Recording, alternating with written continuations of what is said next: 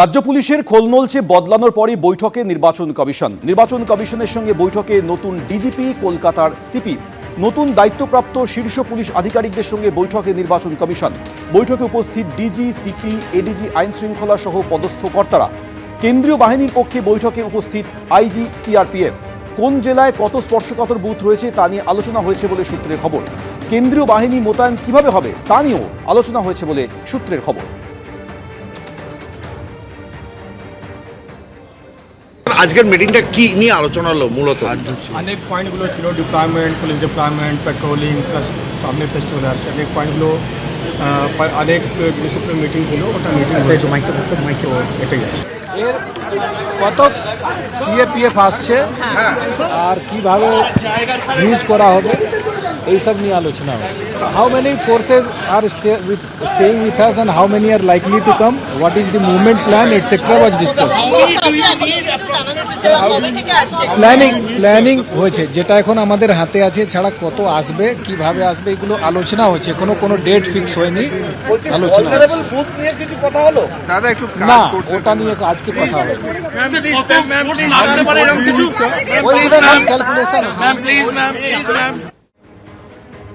ভোটে নির্ঘণ্ট ঘোষণা হওয়ার পর থেকেই প্রশাসনের শীর্ষস্তরে একের পর এক রদবদল হয়ে চলেছে। কি বলছেন এই প্রসঙ্গে তৃণমূল নেতা শোভনদেব চট্টোপাধ্যায়, শুনুন।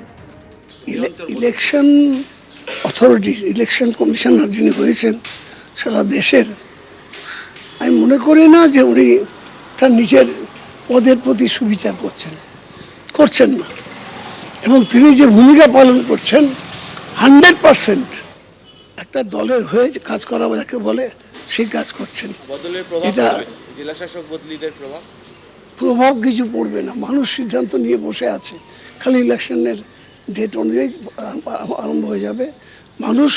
বাংলার মানুষ দেখেছে গত 5 বছরে নয়, গত 15 বছর ধরে মমতা বন্দ্যোপাধ্যায়ের ভূমিকা, তার প্রো পিপুল স্ট্যান্ড, তার বিভিন্ন কাজ দেখেছে। অতএব পুলিশ বদল করে দিয়ে ওরা যে সমস্ত ভয়ের একটা বাতাবরণ তৈরি করার চেষ্টা করছে, ওগুলো করে কিচ্ছু হবে না। একজনও তৃণমূলের কর্মী ভয় পাবে না।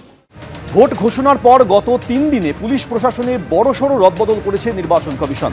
ইতিমধ্যেই অপসারিত হয়েছেন রাজ্যের মুখ্য সচিব এবং স্বরাষ্ট্র সচিব। অপসারণ করা হয়েছে ডিজিপি, ডিজি আইন শৃঙ্খলাকে। অপসারিত হয়েছেন দক্ষিণবঙ্গের এডিজি এবং উত্তরবঙ্গের আইজি। একই সঙ্গে অপসারিত হয়েছেন সিপি কলকাতা এবং রাজ্যের আরও 4 কমিশনারেটের সিপিরা। অপসারণ করা হয়েছে 12 জেলার এসপি এবং 5 জন ডিআইজিকে। আর এবার অপসারিত হলেন 11 জন ডিএম এবং 2 জন ডিইও। নির্বাচনের আগে পুলিশ প্রশাসনের অধিকাংশ জায়গাতেই নতুন মুখ আনছে কমিশন।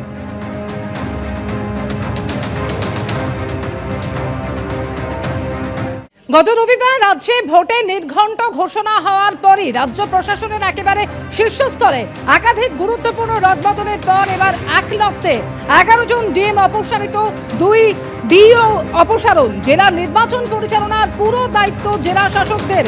ভোটের সময় এই জেলা শাসকরাই ডিওর ভূমিকা পালন করেন। এসআইআর পর্বেও পুরো দায়িত্ব ছিল জেলা শাসক বা ডিওদের উপর। আর কারা কারা নতুন জেলা শাসক হলেন একবার জানিয়ে দিই। কোচবিহারের নতুন জেলা শাসক হলেন জিতিন যাদব, জলপাইগুড়ির সন্দীপ ঘোষ, উত্তর দিনাজপুরের নতুন জেলা শাসক বিবেক কুমার, মালদার নতুন জেলা শাসক হলেন রাজনবীর সিং কাপুর, মুর্শিদাবাদের আর অর্জুন। নদিয়াতেও জেলা শাসককে অপসারণ করা হয়েছে এবং সেই জায়গায় নতুন দায়িত্বে এলেন শ্রীকান্ত পল্লী। পূর্ব বর্ধমানের নতুন জেলা শাসক হলেন শ্বেতা আগরওয়াল।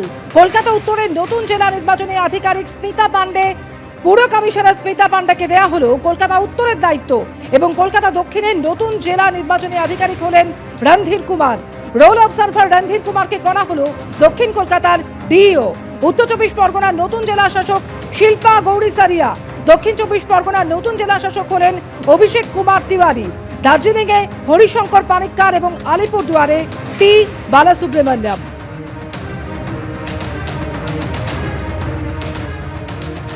ফের রাজ্য পুলিশের পদস্থ কর্তাদের অপসারণ। নির্বাচন কমিশনের 5 জায়গার ডিআইজিকে অপসারিত করা হলো। এর মধ্যে রায়গঞ্জ রেঞ্জ রয়েছে, মুর্শিদাবাদ, বর্ধমানের ডিআইজির অপসারণ হয়েছে। একই সঙ্গে প্রেসিডেন্সি এবং জলপাইগুড়িতেও ডিআইজিকে অপসারণ করেছে জাতীয় নির্বাচন কমিশন। নতুন ডিআইজিদের আগামীকাল সকাল 11টার মধ্যে দায়িত্ব নিতে হবে বলে স্পষ্ট নির্দেশ দিয়ে দেওয়া হয়েছে। রিপোর্ট পাঠাতে হবে কমিশনে, নির্দেশ দিয়েছে নির্বাচন কমিশন। রায়গঞ্জ রেঞ্জের নতুন ডিআইজি অমিত কুমার ভরত রাঠৌর, মুর্শিদাবাদ রেঞ্জের নতুন ডিআইজি অজিত সিং যাদব, বর্ধমান রেঞ্জের নতুন ডিআইজি শ্রীহরি পান্ডে, প্রেসিডেন্সি রেঞ্জের নতুন ডিআইজি কঙ্কর প্রসাদ বারুই এবং জলপাইগুড়ি রেঞ্জের নতুন ডিআইজি অঞ্জলি সিং।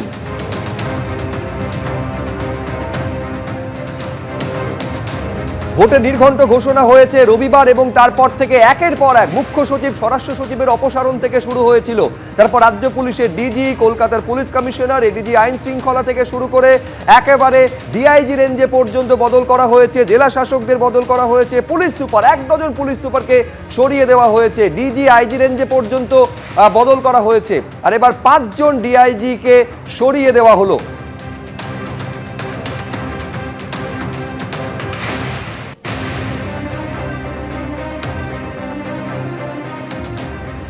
যেভাবে বদল করা হয়েছে 72 ঘন্টার মধ্যে, ভোটে নির্ঘণ্ট ঘোষণার 72 ঘন্টার মধ্যে কার্যত খোলনলচে বদলে ফেলা হচ্ছে রাজ্য পুলিশ এবং প্রশাসনের, তা নিয়ে তীব্র আক্রমণ শানিয়েছিলেন গতকাল প্রার্থী তালিকা প্রকাশের পর মমতা বন্দ্যোপাধ্যায়। কি বলেছিলেন আপনাদের শোনাবো, তার পাল্টা আজকে বিজেপির তরফে কি বলা হলো, পরপর দেখুন।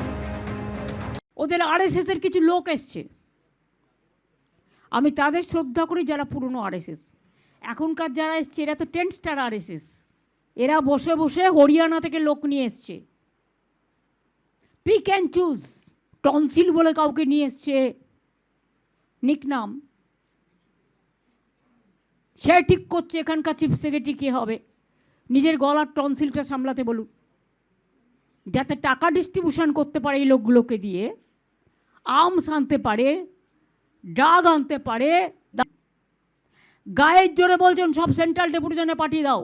এখন কোনো রকম কোনো ঘটনা ঘটলে প্লিজ দয়া করে আমাকে কেউ দোষ দেবেন না, টুটি চিপে ধরবেন বিজেপির রাজনৈতিক টুটি, এবং মেঘের আড়াল থেকে যিনি খেলছেন চন্দ্র সূর্য গ্রহ তারাও ক্ষমা করবে না এদের। নির্বাচন কমিশন, মানুষ এটা প্রত্যাশা করে, পশ্চিমবঙ্গের মানুষ, যে সারা দেশের সর্বত্র যেখানে শান্তিপূর্ণ নির্বাচন হয় সেখানে পশ্চিমবঙ্গের নির্বাচনে কেন এত রক্তপাত, পশ্চিমবঙ্গের রাজনীতিতে কেন এত রক্তপাত। ব্যক্তিগতভাবে আমি এর আগে এই কথা বলেছি, এই পশ্চিমবঙ্গকে রসাতলে নিয়ে যাওয়ার জন্য সরকারি আধিকারিক, আমলা এবং তৃণমূল কংগ্রেসের একটা যৌথ বাস্তুতন্ত্রের মধ্যে দিয়ে এই রাজ্যটাকে রসাতলে নিয়ে যাওয়া হয়েছে। এই অভিযোগ ওঠে যে তৃণমূলের পেরোলে আছেন, তাহলে স্বাভাবিকভাবে নির্বাচন কমিশন পরিস্থিতি মোতাবেক সিদ্ধান্ত নিয়েছেন। তবে আমি এইটুকু বলবো, সিদ্ধান্ত নিলে হবে না, যারা আসলেন তাদেরকেও দায়িত্ব নিয়ে এই রাজ্যের নির্বাচনকে শান্তিপূর্ণ করবার ব্যাপারে যথেষ্ট দক্ষতার পরিচয় দিতে হবে, তাহলেই বলতে পারবো যে নির্বাচন কমিশনের সিদ্ধান্ত সফল, তার আগে নয়। এবিপি আনন্দ, এগিয়ে থাকে, এগিয়ে রাখে।